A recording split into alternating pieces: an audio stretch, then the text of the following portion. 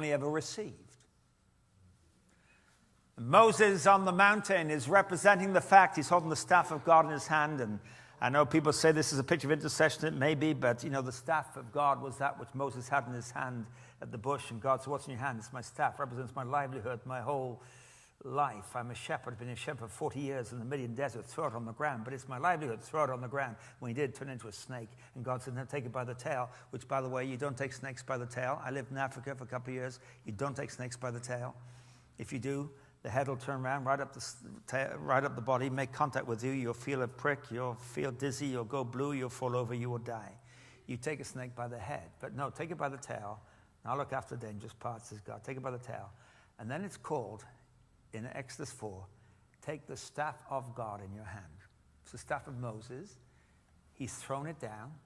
God has given it back. There's a snake. You know the snake is, of course, don't you? Now take it by the tail.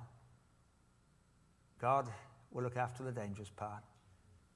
And you stand in front of your enemy with the staff of God, as Moses stood before Pharaoh with the staff of God, and many of the miracles, the plagues, involved the staff of God. Opening the Red Sea involved holding the staff of God. Now on the mountain, hold the staff of God. He gave it to Aaron, and it became Aaron's staff that budded, that was eventually kept in the Ark of the Covenant, you remember. That's a sidetrack. But the point is, he's holding this up and says, God, this is not my battle, it's yours. This staff represents the fact. It's thrown at your feet. And then God said this, after that, I will utterly blot out the remembrance of Amalek from under heaven. Victory of the enemies of God is never won. It's received and appropriated by faith. And then later in Deuteronomy 25, God said, after 40 years, he said to Moses, remember what the Amalekites did to you along the way when you came out of Egypt? When you were weary and worn out, they met you on your journey, cut off all who were lagging behind. They had no fear of God. And when the Lord your God gives you rest from all the enemies around you in the land he has given you to possess as an inheritance, you shall blot out the memory of Amalek from under heaven. Do not forget. So he begins by saying, remember, finishes by saying, do not forget. Here's the message. Wipe out, blot out the Amalekites, because they represent everything that is at enmity with God. Now here in 1 Samuel 15 is the opportunity. Now Saul is on the throne, and he is told to utterly destroy, totally destroy everything that belongs to the Amalekites. And so I read verse 7 again. Saul attacked the Amalekites.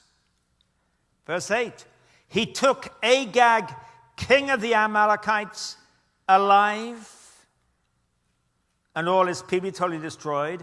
But Saul and the army spared Agag and the best of the sheep, cattle, fat calves, and lambs, everything that was good.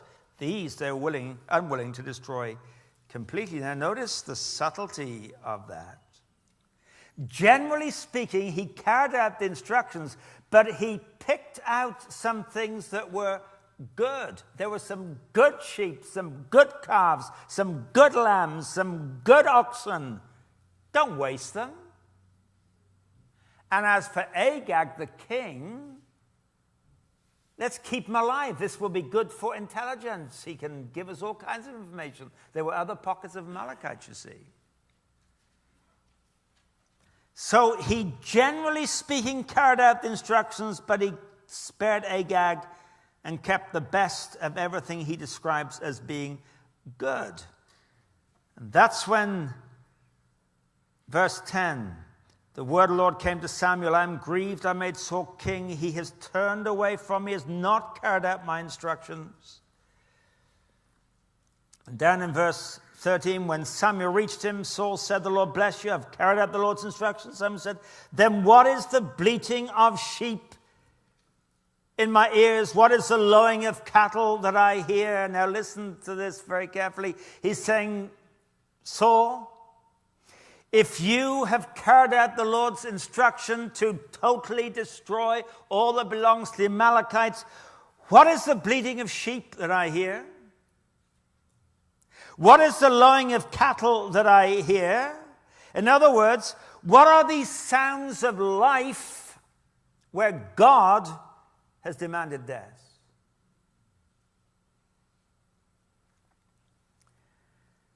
Now, I need to make this personal to you and to me. Is there something in your life this morning that lives that God has sentenced to death?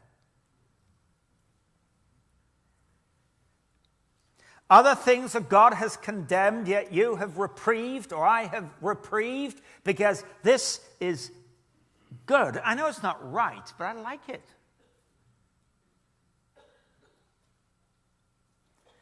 Paul wrote to the Colossians in Colossians 3 verse 5 and said, "Put to death, therefore, whatever belongs to your earthly nature." Then he suggests a few things: sexual immorality, impurity, lust, evil desires, and greed, which is idolatry. Because of these, the wrath of God is coming.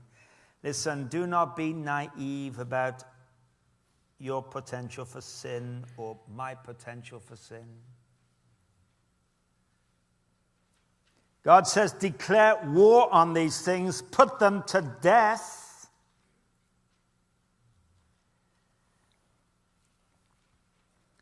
It is true that we are not under condemnation because we're in Christ, as Romans 8 verse 1 says. But it is also true that we are in combat with an old nature that is alive, that seeks to pull us down, that in my life, as in your life, every day I wake up, that old nature is alive and well, hankering for an opportunity to sin. Romans 7 tells us that.